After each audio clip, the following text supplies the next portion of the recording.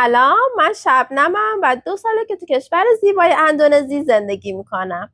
امروز تصمیم گرفتم بنا به درخواست شما بیام راجع به تفاوت‌های 2 کشور زیبای اندونزی و ایران بهتون بگم. مطمئنم که قطعاً از شنیدنش خیلی خیلی تعجب میکنید و براتون جالبه، چون واقعا این 2 کشور خیلی تفاوت دارن. حالا من میخوام از رفتار مردم، قوانین، غذاها، آب و هوا، حتی روابط بهتون بگم. مطمئنم که خیلی خیلی خوشتون میاد. پس اگه تا الان کانال منو سابسکرایب نکردی سابسکرایب کن، به دوستات معرفی کن و یادت نره که این پایین تو کامنت ها نظرتو به هم بگی. خب اولین چیزی که به نظر من خیلی به چشم میاد رفتار مردمه. اول از همه بهتون بگم که 2 کشور اندونزی و ایران هر دو مردم بسیار مهربون، خونگرم و مهمون نوازی دارن. اما یه تفاوتی که هست اینه که توی اندونزی مردم به شدت دوست دارن که کمک بکنن. یعنی تو هر جا گم بشی، اتفاقی برات بیفته، فقط کافیه که یه اشاره بکنی و اون شخص تا زمانی که تو رو مثلا مشکلتو برطرف نکرده، حالا ممکنه گم شده باشی، تو رو به مقصد برسونه، هر کاری که از دستش بر بیاد میکنه تا بتونه به تو کمک بکنه.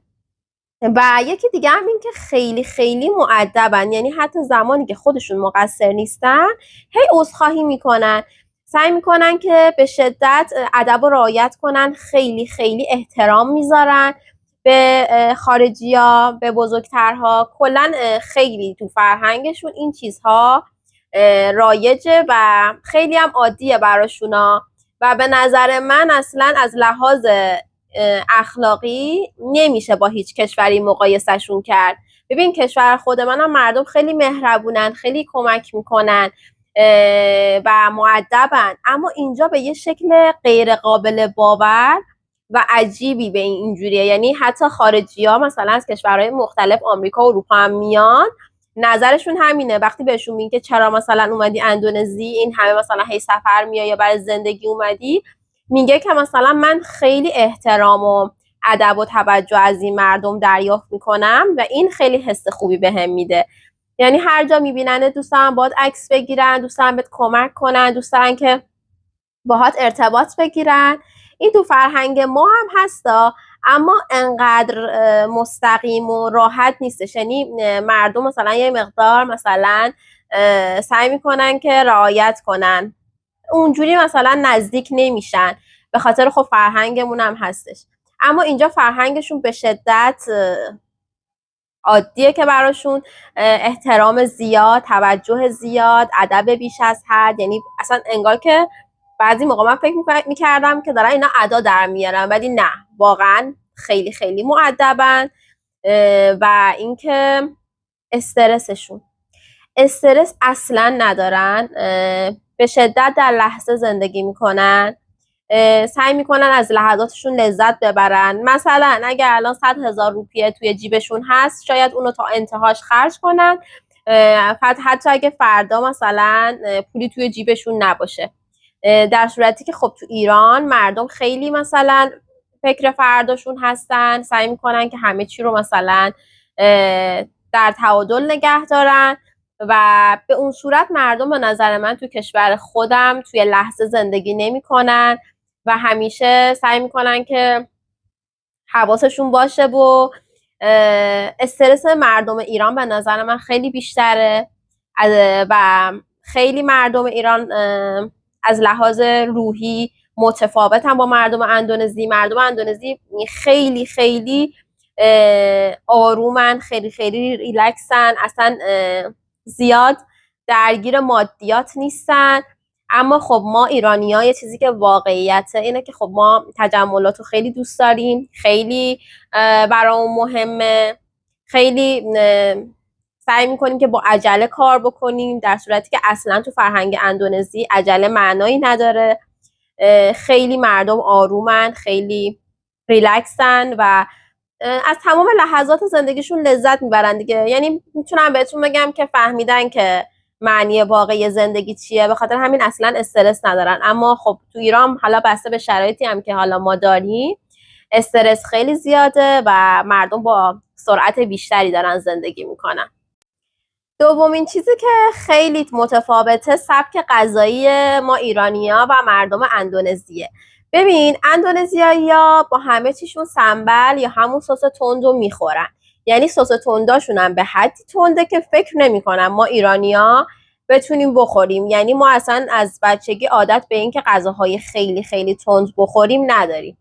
بعد بیشتر غذاهاشون مثلا با برنج و سرخ شده است و اینا، حتی برنجشون هم سرخ شده است. سوپای مختلف دارن، بعد یه سری نودل دارن، نودل خیلی میخورن، برنج خیلی میخورن، سرخ کردنی، سوپ. ولی خب تو فرهنگ ما کباب زیاده، خورشت‌های مختلف هست مثل خورشت قیمه، فسنجون، خورشت بامیه. ما تنوع غذاییمون به نظر من بیشتره. بعد ما غذاهای پلویی زیاد داریم، عدس پلو، زرش پلو، این غذاها رو داریم که خب اینجا اونجوری نیست. بعد انواع آش‌ها رو داریم. به نظر من خیلی از لحاظ غذایی متفاوتیم. البته غذاهای اندونزیایی مخصوصا ناسی گورنگ و ناسی پدنگ و رندانگ و اینا غذاشون خیلی خوشمزه است. اگه مثلا تا یه حدی بهشون بگین تند باشه، زیاد تند نباشه که بتونید بخورید، به نظر من خیلی خوشمزه است. من که اصلا خیلی دوست دارم غذاهاشونو، یعنی واقعا جزو غذاهای مورد علاقمه غذاهای اندونزیایی. ولی خب خیلی متفاوته با ایران دیگه. ما تو ایران هم غذای پلویی داریم، هم خورشتی داریم، هم آش، سوپ، کباب.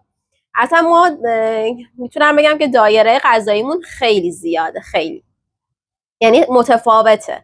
تفاوت‌هایی که ما تو غذامون داریم زیاده. ما همه مدل مثلا غذا داریم، یا حالا مثلا کشک بادمجون اینا، مثلا اینا همچین غذاهایی رو ندارن و سبک غذاییشون بیشتر اون چیزایی که بهتون گفتمه. و یکی این که توی اندونزی غذای خیابونی به شدت رایجه، در صورتی که توی ایران اینجوری نیست. غذای خیابونی خیلی کمتره.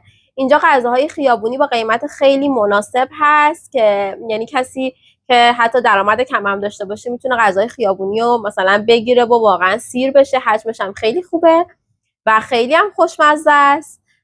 و اصلا غذای خیابونی اصلا یه چیزیه که حتما همه میرن مثلا میخورن و خیلی رایجه بین مردم. ولی خب تو کشور ما اینجوری نیست، خیلی خیلی کمتره. ببین یه چیزی که خیلی متفاوته بین ایران و اندونزی به نظر من زندگی شبانه و امنیته. ببین هر دو کشور امنیت رو دارن، ولی به نظر من خودم داخل ایران هیچ موقع مثلا یک شب نمیرفتم بیرون راحت قدم بزنم بدون استرس. اصلا تو فرهنگمون جا افتاده بود که دخترها دیر وقت مثلا نرن تنها بیرون، خطرناکه و اینا. اما اینجا اینجوری نیست. شما مثلا یک شب تنها میری بیرون، حتی ممکنه یه سریا مست باشن یا مثلا حالت عادی نداشته باشن، اما اصلا سمت شما نمیان. یعنی اصلا به خودشون اجازه نمیدن که حتی توی اون شرایط بخوان بیان سمت شما یا برای شما مشکلی ایجاد کنن، یا اصلا کیف قاپی و اینا نیست و شما با خیال راحت میتونی بری خیابون قدم بزنی تا دیر وقت. و به نظر من توی این 2 سال امنیت خیلی اینجا بالا بوده. من اصلا چیز خاصی ندیدم و این هم میشه گفت تفاوت فرهنگی و چیزیه که بین ایران و اندونزی هست. و کلا تو فرهنگ ایران خب این مسئله یکم سخته که بخوایم مثلا دیر وقت دختر رو بخوام برم بیرون. البته الان خیلی بهتر شده. باز هم خودمون مثلا عادت نداریم دیگه توی ایران مثلا یهو پاشیم سر یک شب بریم قدم بزنیم و اینا، ولی اینجا به نظر من اون حس امنیتی که من از این کشور گرفتم باعث شده که من حتی خودم گاهی اوقات مثلا پاشم برم قدم بزنم دیر وقت و هیچ استرس و نگرانی نداشته باشم. مردم خیلی اتفاقا آروم و ملایم رفتار میکنن وقتی شما رو تو خیابون میبینن، حتی دیر وقت، و اصلا احساس خطر و یا احساس اینکه مثلا بخواد اتفاقی براتون بیفته توی این کشور ندارید. به نظر من فوق العاده اندونزی کشور امنیه. یه تفاوت فرهنگی بزرگی که به نظر من در شرایط فعلی ایران هست که الان توی شرایطی که ایران داره پوشش مردمه. ببین اینجا با اینکه کشور کاملا مسلمونیه، اما از لحاظ پوشش و اصلا از لحاظ آزادی بیان و همه چی کشور کاملا آزادیه. یعنی مخصوصا جزیره بالی که کلا آزاده، یعنی شما حتی توی خیابون میبینی که خیلیا با لباسهای خیلی باز دارن راحت قدم میزنن توی خیابون معمولی، با بیکینی هستن حتی. اما این توی ایران نیست. ایران خب خیلی به حجاب حساسه. البته الان یه مقدار آزادتر شده، ولی باز هم آزادی که توی کشور اندونزی از لحاظ پوشش هست قابل مقایسه با ایران نیست و این از نظر فرهنگی به نظر من شوک بزرگیه و خیلی متفاوته. در صورتی که خب مردم ایران از ابتدا توی پوشششون آزاد بودن و حالا مثلا یه مدتیه که این اتفاق افتاده و به نظر من اندونزی با وجود اینکه کشور مسلمونیه خیلی از لحاظ پوشش مردم آزادترن، هم از لحاظ پوشش ظاهری هم از لحاظ آزادی بیان. کشور کاملا کشور آزاد و بازیه و مردم حتی اگه اعتراضی دارن راحت میان اعتراض میکنن، راحت میان حقشون رو میخوان و به نظر من این یه تفاوت خیلی خیلی بزرگ بین دو کشور ایران و اندونزی. یه چیز دیگه هم که خیلی جالب بود واسه من و به نظر من خیلی متفاوت بود، حجم زیاد موتور توی کشور اندونزیه. به خاطر ترافیک بالایی که هست اینجا موتور زیاده، یعنی انقدر موتور هست که اصلا انگار که یه سیلی از موتوره توی کشور اندونزی. توی ایران هم موتور هستا، اما به این شدتی که توی اندونزی هست نیستش. بعد اینجا از چپ و راست و از هر طرف موتور میاد سمتت.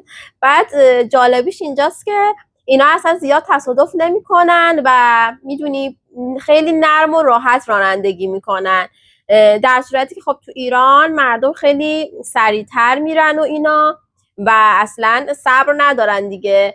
ولی اینها چه توی رانندگی با ماشین چه توی رانندگی با موتور خیلی خیلی آروم و با حوصله، یعنی ممکنه ساعتها توی ترافیک بمونن اما مثلا شما اصلا متوجه نمیشید که اینا مثلا کلافن یا چی یا مثلا عصبی شده باشن، در صورتی که خب تو ایران مردم اصلا واقعا حوصله ترافیک و اینا رو ندارن و فوق‌العاده راننده ها عصبی میشن وقتی که ترافیک میشه. ولی اینجا انقدر ریلکس نشستن پشت حالا موتور یا ماشین تو ترافیک های طولانی که آدم مثلا تعجب میکنه، میگه مثلا چه حوصله‌ای دارن، چه اعصابی دارن که مثلا این همه تو ترافیکن و انقدر ریلکسن. اصلا خیلی براشون عادیه و رانندگیشون هم خیلی متفاوته با ایران، به خاطر همین تصادف خیلی کمتره و اینم به نظر من خیلی خیلی جالبه. ببین از لحاظ آب و هوایی که کاملا اینجا متفاوته با ایران، برای اینکه اصلا اینجا آب و هوا استواییه، 2 تا فصل دارن، فصل بارونی و خشک که به نظر من امسال کلا فصل بارونی بود. یعنی به نظر من کلا چه بهار چه تابستون چه پاییز تا الان که یک سر بارون باریده. اما ایران کشور 4 فصلیه، فصل بهار داره، فصل تابستون که فصل خشکشه که آفتابیه، پاییز که بارندگیه و زمستون که برف میاد. و خب کشور ایران کشور 4 فصلیه، دما خیلی میاد پایین یا خیلی میره بالا. ما تفاوت دما رو تو ایران داریم اما توی اندونزی تفاوت دما به اون صورت نیست، دما همیشه بین 24 تا 32 درجه است و اونقدری دما تغییر نمیکنه. مثلا الان که بارون میاد شبا خنک میشه، دما حداقل تا 24-25 درجه میشه و از اون ور بخواد بره بالا نهایت 32 درجه میشه. یعنی همیشه میشه گفت تقریبا دما یه جوره هوا یه جوره، ولی خب تو ایران نه، ایران میره منفی 10 حتی دمای هوا تو یه سری از مناطق هوا خیلی سرد میشه یا هوا خیلی گرم میشه، دما تا 50 درجه میره تو جاهایی که گرم سیره و کلا خیلی متفاوته. از لحاظ آب و هوایی کاملا اندونزی با ایران متفاوته و ممکنه برای کسایی که از ایران میان که اینجا حالا سفر یا بخوان زندگی بکنن، این قضیه یکم براشون شوکه کننده باشه، چون دقیقاً یه چیز خیلی متفاوتی با ایرانه و خب به نظر منم یکم اولش سخت بود، ولی بعد از اینکه یه مدت گذشت دیگه مثلا بدنم عادت کرد به این آب و هوا. ولی خب به نظر من لحاظ آب و هوایی میشه گفت که ایران چون هم بهار داره، هم تابستون، پاییز، زمستون، به شکل واقعی خیلی جذابه. ببین اگه بخوام انتخاب کنم بگم که کدوم کشور بهتره، نمیشه گفت، به خاطر اینکه ایران کشوریه که خب توش من به دنیا اومدم، تمام ریشه ها و خاطراتم توشه و خیلی دوستش دارم، کشورمه. و خب اندونزی کشوریه که زندگی جدیدم رو توش شروع کردم و اینجا هم خیلی دوست دارم، خیلی درسای خوبی ازش تا الان گرفتم، خیلی انرژی خوبی توی اینجا داشتم، خیلی حسای خوبی رو تجربه کردم. به خاطر همین واقعا نمیشه که گفت کدوم کشور بهتره، چون هر کشوری مزایا و معایب خودشو داره و خب کشوری که تو توش به دنیا میای بالاخره برات کلی معنی داره، کلی حسای خوب و خاطرات عجیب برات داره که قطعا خیلی دوستش داری و برات خیلی حس عجیبی داره حتی وقتی که داری راجبش صحبت میکنی. اما به نظر من هر دو کشور در عین تفاوت زیبا هستن، هر دو کشور خیلی خوبن، هر دو کشور درسای خیلی خوبی به من دادن. به نظر من مسیر زندگی یه تجربه است که شما ممکنه تو هر قسمتش یه درسی بگیری و خیلی جالبه. از شما هم دوست دارم بپرسم که کدوم تفاوت براتون خیلی عجیب بود و شوکه شدید. برام این پایین تو کامنت ها بنویسید راجع به ایران و یا اگه خارجی هستید راجع به هر دو کشور. دوست دارم که بدونم که کدوم تفاوت براتون شوکه کننده تر و عجیب تر بود. خوشحال میشم که این پایین تو کامنت ها نظرتون رو واسم بنویسین و ممنون میشم که ازم حمایت کنید، چون واقعا حمایتاتون بهم انرژی میده و من میتونم ولاگای بیشتری درست کنم و بیشتر کنارتون باشم. تا ولاگ بعدی، خدا نگهدار.